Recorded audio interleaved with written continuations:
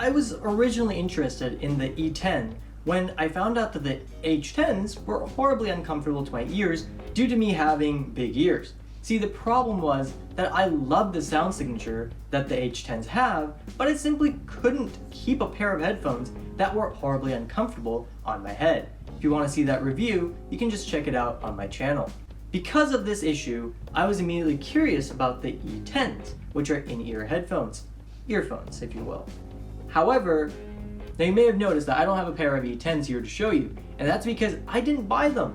What I did instead was I went to the local Bang & Olufsen store that was a nice 30 minutes drive away. I went there with the intention of trying out the E10s to see if it would give me similar audio quality, but without the problems associated with over-ear headphones. Now, it was absolutely not my intention to make this video, and I wouldn't have made a video had it not been for some extremely strange things I found on the internet. You see, based on what other people mentioned, I had thought that these were simply the ultimate earbuds in terms of everything. People were mentioning that the E10s have amazing noise cancellation and has one of the best transparency modes that they've ever used. What I found very suspicious, however, was that multiple people kept claiming that it was close to the AirPod Pros. I have used AirPod Pros for a year or two, and they're quite awesome. They're not the best in terms of sound quality, but in terms of their transparency mode and their ANC, they are extremely good. It is not something you laugh at. So I went to the store with these expectations in mind. I went there and tested the H10 to get some bearings on how the sound quality should sound in a rather loud store. And then I got to try the E10s. Now, I don't even know if it's called E10 or EX. I have to say, they just called it whatever they wanted at the store. My first impressions were very good though. The case is made of very high quality metal, and the bottom of it is plastic to allow for some wireless charging. There's a little light in front, which is really helpful for knowing what it's doing at any given moment. The earbuds themselves are also very premium. I got to see the blue anthracite and the gold versions, and they both look absolutely stunning in person. The first problem we had though was that the earphones refused to go into pairing mode, and yeah, no matter how many times they tried, it simply refused to budge. The process is done by holding down both of the glass touchpads on the earphones while they're in the case. It was rather disappointing, but I wasn't too upset by it. This is still a very new pair of headphones, and there are still going to be some software updates that are going to fix all of these issues that people are having right now. No, so that's not a problem at all. The store representatives brought me instead a nice iPad for me to use with their own streaming service. So no problems there. So first off, I thought they weren't very comfortable. But to be fair, they were using rather small ear tips, so I imagine a larger one could have fixed this issue, at least partially. The seal was enough in my ears that I was able to test the earphones just fine. Now, let's start off with the good news. The sound quality is seriously impressive. Having a soundstage as big as it does is crazy for something so incredibly tiny. It honestly just sounds like a smaller version of the H10s, though obviously it's a little unfair to compare over-ear to in-ear. The point is that they're remarkably similar despite their form factor. But that's about where the good news stopped, unfortunately. Let me start off by mentioning that this is a pair of $400 earphones, so you can be sure I had some extremely high expectations, especially given that the AirPod Pros are very good for the price that they ask for.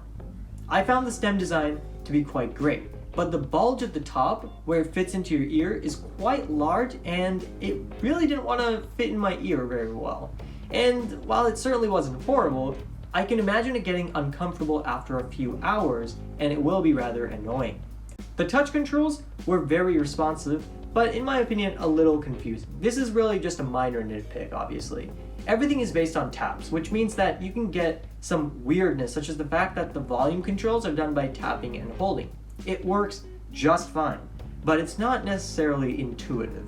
But I suppose it's a good thing that they added it at all, given that a lot of headphones simply don't have this feature.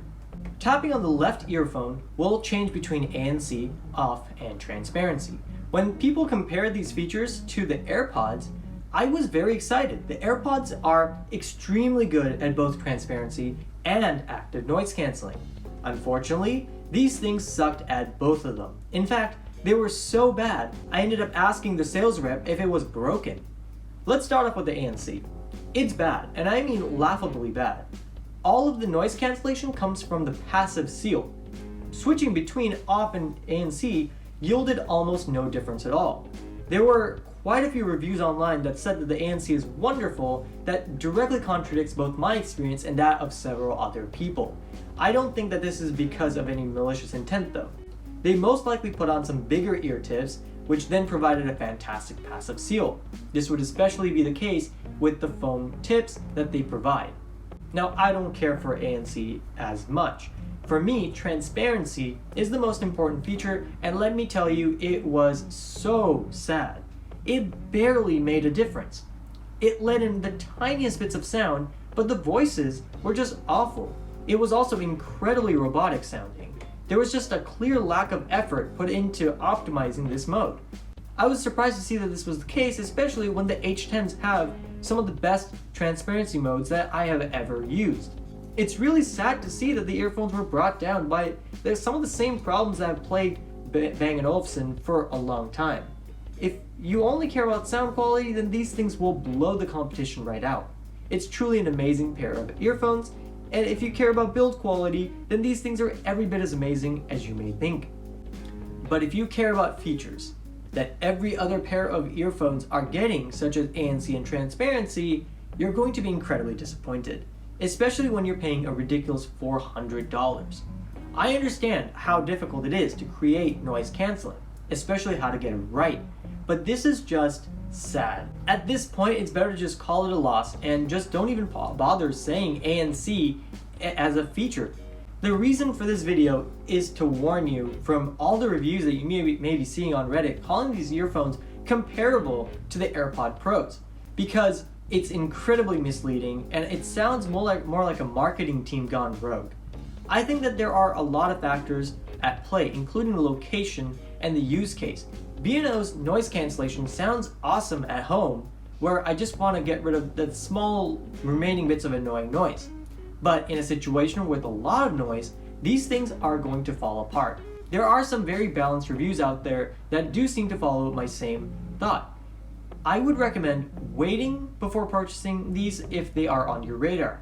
All of these features are fixable through software updates, so it's very possible that B&O will get to it, but to be quite honest, I wouldn't hold my breath for a lot of these. This was quite a bit of a negative video, but sometimes products just fall a little short. I guess the problem with these is that these are priced incredibly high.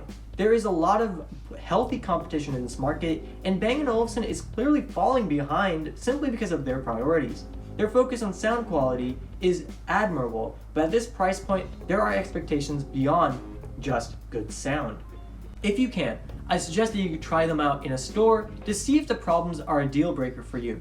Not everyone is going to have the same problems, obviously, and everyone's going to have a different use case. Anyway, that's all I got for you. Hopefully, the next video is going to be a little bit more positive. And yeah, I'll see you all next time.